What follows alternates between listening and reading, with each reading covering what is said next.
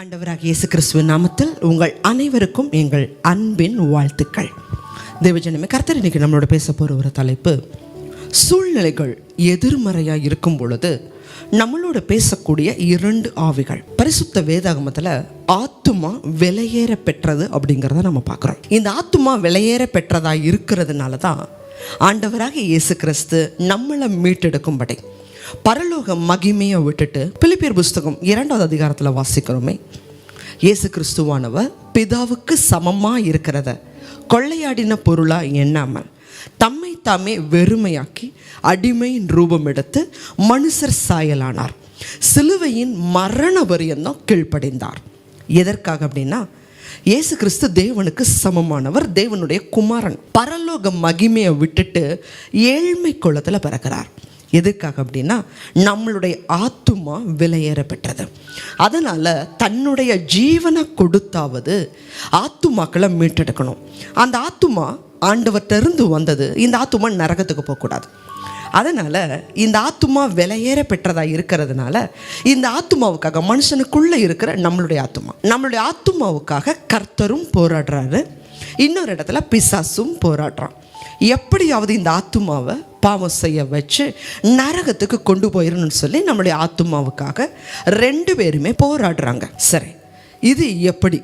உலக ஜனங்களுக்கு மனசாட்சி பேசும், ஆண்டவருடைய பிள்ளைகளுக்கு கர்த்தர் பேசுவார். ஆனால் எல்லா நேரங்கள்லையும் நம்ம கேட்குறத விட ஒரு மனிதனை எளிமையாக பாவம் செய்ய வைக்கக்கூடிய தருணம் அப்படின்னு நீங்கள் பார்த்தீங்கன்னா, சூழ்நிலைகள் எதிர்மறையாக இருக்கும் பொழுது எளிமையாக அவர்களை பாவம் செய்ய வைக்க முடியும். பெரும்பாலான குற்றம் செய்த நபர்கள்ட்ட நம்ம கேட்டோம் அப்படின்னு சொன்னால், கொலை செய்தவர்களாக இருக்கலாம், திருடினவர்களாக இருக்கலாம், எந்த பாவம், தீவிரவாத செயல்கள், சமூக விரோத செயல்கள் செய்தவங்ககிட்ட கேட்டால் அவங்க சொல்லுவாங்க, என்னுடைய சூழ்நிலைகள் அப்படி இருந்துச்சு, என் சூழ்நிலையினால தான் இந்த பாவத்தை நான் செஞ்சேன். எல்லாருமே தாங்கள் செய்த பாவத்துக்கும் குற்றத்துக்கும் சொல்லக்கூடிய ஒரே காரணம், என் சூழ்நிலை என்னை அப்படி பண்ண வச்சது. அப்போ இந்த சூழ்நிலைகள் எதிர்மறையாக இருக்கும் பொழுது பிசாசு அவர்களை தூண்டிவிட ஆரம்பிப்பான். ஒன்றும் இல்லை, இன்றைக்கி நம்ம நிறைய மாணவர்களை பார்க்குறோம். 10th எக்ஸாமுடைய ரிசல்ட் வருது, +2 எக்ஸாமுடைய ரிசல்ட் வருது, நீட்டுக்கு எழுதுகிறாங்க. அதோடைய ரிசல்ட்டு தோல்வியை சந்திக்கக்கூடிய மாணவர்கள் நம்ம பார்க்குறோம் உடனே தற்கொலை. ஏன்? சூழ்நிலைகள் எதிர்மறையாக இருக்குது. பிசாசான அவங்கள தூண்டுகிறான். நீ ஃபெயில் ஆகிட்ட, இந்த தோல்வியான முகத்தை வச்சுக்கிட்டு எப்படி உன் ஃப்ரெண்ட்ஸை பார்ப்ப? உங்கள் அப்பா அம்மா உன் மேலே அவ்வளோ நம்பிக்கை வச்சுருந்தாங்க, எப்படி அவங்க முகத்தில் முழிப்ப? இந்த அவமானத்தை நீ எப்படி ஃபேஸ் பண்ணுவ? இனிமேல் உன் லைஃப் முடிஞ்சிருச்சு, அவ்வளோதான். ஒரே காரியம், நீ தற்கொலை பண்ணிக்கோ. இதுலேருந்து தப்பிக்கணும்னா, இந்த அவமானத்துலேருந்து, இந்த தோல்வியிலேருந்து தப்பிக்கணும்னா நீ தற்கொலை பண்ணிக்கோ. ஆனால் தற்கொலை மட்டும்தான் அதுக்கு முடிவானா? இல்லை. அடுத்த முறை அவங்க முயற்சி பண்ணலாம். ஒவ்வொருவருக்குள்ளேயும் தேவன் ஒவ்வொரு தாளந்துகளை வச்சிருக்கிறார். அந்த தாளந்துகளுக்கு நேராக அவங்க பயணிக்க முடியும். ஆனால் பிசாசான அவனோட மனக்கண்களை குருடாக்குறான். இனிமேல் உனக்கு வாழ்க்கை இல்லை, அவ்வளோதான். எல்லா பிரச்சனைக்குமே முடிவு இருக்கு. தற்கொலை அப்படிங்கிறது ஒரு முடிவு இல்லை. எங்கேயும் ஒரு மனிதனால் எதை செய்தாவது பிழைத்து கொள்ள முடியும். டாக்டர் தொழில் இல்லைன்னா வேற தொழில். 10th இந்த வருஷம் எழுத முடியலன்னா அடுத்த வருஷம் எழுதலாம். எல்லாத்துக்கும் ஒரு அடுத்தடுத்த நிலைகள் உண்டு. ஆனால் பிசாசான சூழ்நிலைகள் எதிராக இருக்கும் பொழுது உன் வாழ்க்கை முடிஞ்சிருச்சு அப்படிங்கிற நிலையில் கொண்டு வந்து நிறுத்துக்கிறான். ஆனால் தேவனுடைய பிள்ளைகளுக்கு கர்த்தரும் அந்த இடத்துல பேசுவார். நம்ம கவனித்து கேட்க வேண்டிய இடத்துல நம்ம இருக்கிறோம். பரிசுத்த வேதாகமத்தில் அநேகம் தேவதாசர்களில் நம்ம பார்க்குறோம் அப்படின்னா, மோசேயுடைய வாழ்க்கையை, இந்த பிசாசு பார்த்தீங்க அப்படின்னா ஒரு மனிதனுடைய வாழ்க்கையில் எப்போ போராடுவான்னா, கருவறையில் இருந்தே போராட ஆரம்பிப்பான். கருவறையில் இருந்து அந்த குழந்தை என்னைக்காவது வெளியில் வந்து ரட்சிக்கப்பட்டு பரலோகம் போயிடுமா, ஆண்டவரை தெரிஞ்சுக்குமா, நல்லது செஞ்சிருவானா அப்படின்னு சொல்லி அந்த குழந்தை கருவில் இருந்து கல்லறை வரைக்கும் அழிக்கிறதுக்காக அவன் தீர்மானிக்கிறான். இது யாருடைய வாழ்க்கையில் நம்ம பார்க்க முடியும்னா, ஆண்டவர்னால அதிகமாக சாட்சி கொடுக்கப்பட்ட, கர்த்தர்ட்ட முகமுகமாக பேசின தீர்க்கதரிசி மோசே.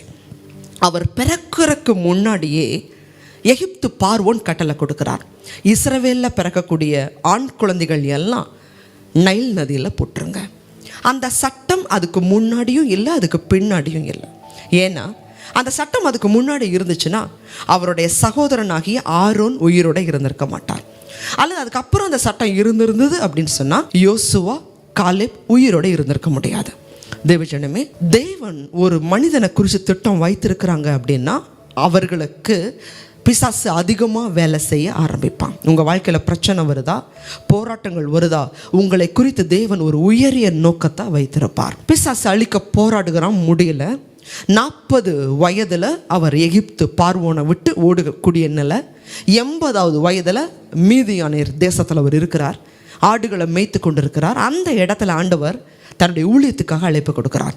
மோசே பார்வோன்ட்ட போய் பேச, என் ஜனங்கள் என்னை ஆராதிக்கும்படி அவனை அனுப்ப சொல்ல.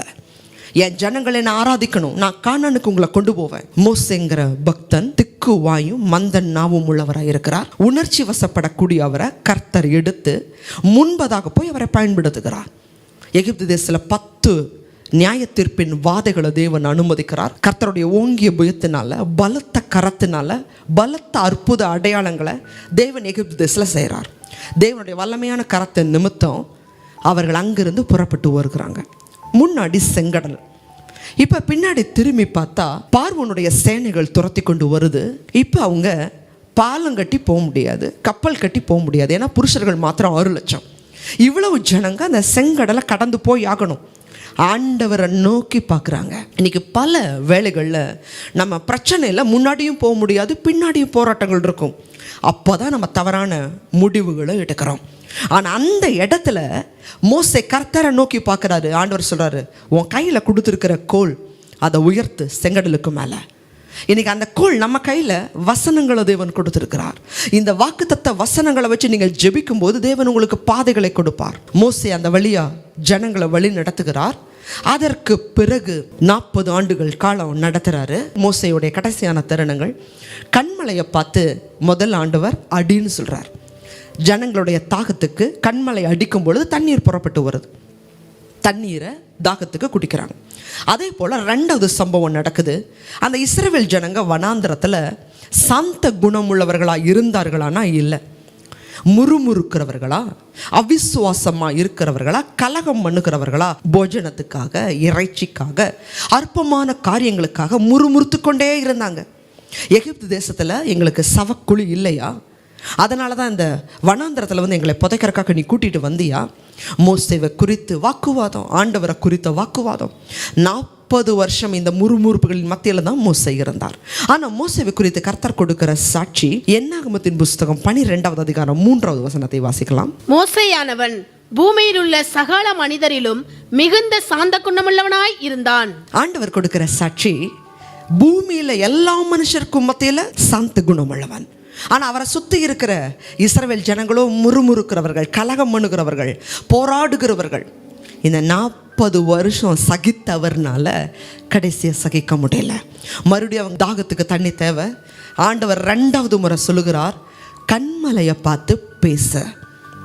ஆனால் மோசே ஜனங்களுடைய முரட்டாட்டங்களின் நிமித்தம் அவருடைய மனநிலை, அந்த கோபம், நம்மளே இப்போ ஒரு கோவப்படுறோம், டக்குன்னு ஏதாவது ஒன்று வேகமாக செய்ய ஆரம்பிப்போம். அந்த இடத்துல மோசே செய்த காரியம், கண்மலையை பார்த்து பேச சொன்னார்.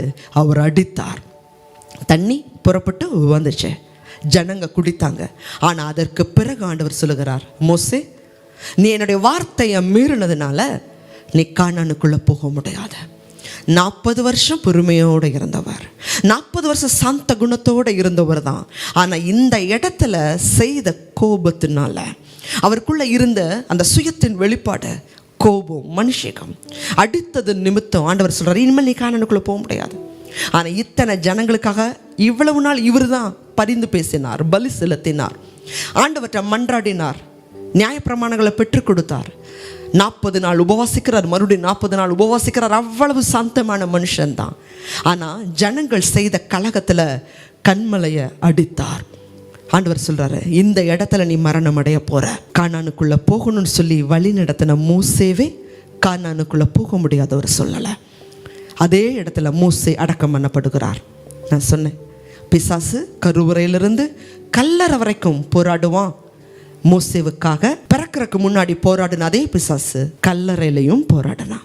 வாசிக்கலாம், யூதாவின் புஸ்தகம் 9வது வசனம். பிரதான தூதனாகிய மிகாவேல் மோசேயினுடைய சரீரத்தை குறித்து பிசாசுடனே தக்கித்து பேசின போது அவனை தூஷணமாய் குற்றப்படுத்த துணியாமல் கர்த்தர் உன்னை கடிந்து கொள்வாராக என்று சொன்னான். மோசேவை அடக்கம் பண்ணுவதற்கு மிகாவேல் தூதன் அடக்கம் பண்ணும் பொழுது அந்த இடத்துல பிசாசு வந்து நிற்கிறான். மோசேவை குறித்து குற்றப்படுத்தும்படி, இவர் கீழ்ப்படியிலேயே இவர் எப்படி பரலோகம் போவான்னு சொல்லி ஒருவேளை தர்க்கித்திருக்கலாம். அந்த இடத்துல மிகாவேல் தூதன் அந்த சாத்தானை கடிந்து கொண்டான். தேவஜனமே, நம்மளோட சூழ்நிலைகள் சாதகமாக இருக்கும்போது விட சூழ்நிலைகள் எதிர்மறையாக இருக்கும்போது பக்கத்தில் யாராவது ஒருத்தர் கோவப்படுத்திக்கிட்டே இருக்கலாம், நம்மளை சுற்றி எரிச்சல் படுத்திக்கிட்டே இருக்கலாம். அந்த சூழ்நிலையில் நம்ம கர்த்தரை பார்க்க வேண்டியது அவசியம். ஏன்னா அவங்க ஆத்துமா விலையேற பெற்றது. அந்த ஆத்துமாவுக்காக சாத்தான் போராடிக்கொண்டே இருப்பான். இதே போராட்டம் நம்மளோட ஆண்டவராக இயேசு கிறிஸ்துவுக்கு இருந்துச்சான்னா இதே போராட்டம் அப்படியே இருந்துச்சு. பிசாசு போராடினா ஏதாவது ஒரு வகையில் பாவம் செய்ய வைக்க முடியாதா? அவருக்குள்ள 40 நாள் உபவாசம் பண்ணி ஜெபம் பண்ணும் பொழுது 3 சோதனைகளை கொண்டு வந்தான். மாம்ச இச்சை, கண்களின் இச்சை, ஜீவனத்துடைய பெருமை, அவருக்குள்ள இருக்கிற தெய்வீக தன்மை பெருமையை கொண்டு வரும்படி, நீர் தேவனுடைய குமாரனே ஆனால் இதை செய்யுங்க. அவருக்குள்ள எப்படியாவது பெருமையை கொண்டு வந்துட முடியுமா? போராடினா. இச்சையை கொண்டு வர முடியுமா? போராடினா. ஆனால் இயேசு கிறிஸ்து இடம் கொடுக்கவே இல்லை. பிறப்பு முதல் இறப்பு வரைக்கும், சிலுவைக்கு போகிற வரைக்கும் பல விதன்னு இருக்கும். அவருக்கும் இதே போராட்டம். நிந்திக்கப்படுகிறார். யூத ஜனங்கள்னால நிந்தனை, அவமானம், அடிக்கிறாங்க, காரி துப்புறாங்க, எல்லாம் இருக்கும். பாடு, சோதனை வந்துச்சு. இயேசு கிறிஸ்து சிலுவைக்கு போறதுக்கு முன்னாடி சொல்லுவார், உலகத்தின் அதிபதி என்னிடத்தில் வருகிறான், அவனுக்கு என்னிடத்தில் ஒன்றுமில்லை. நம்மகிட்ட ஏதாவது ஒரு பயம், கவலை, அவிசுவாசம், ஏதாவது ஒரு காரியம் இருந்தால் இல்லாத ஒன்றை கொண்டு வர முடியாது. இருக்கிற விஷயத்த இச்சை ஒருவருக்குள்ளே இருக்கலாம், பண ஆசை இருக்கலாம், அதை தூண்டும்படி வருவான். இயேசு கிறிஸ்துட்ட கொண்டு வரும்படி முயற்சித்தான், அவனால் முடியல.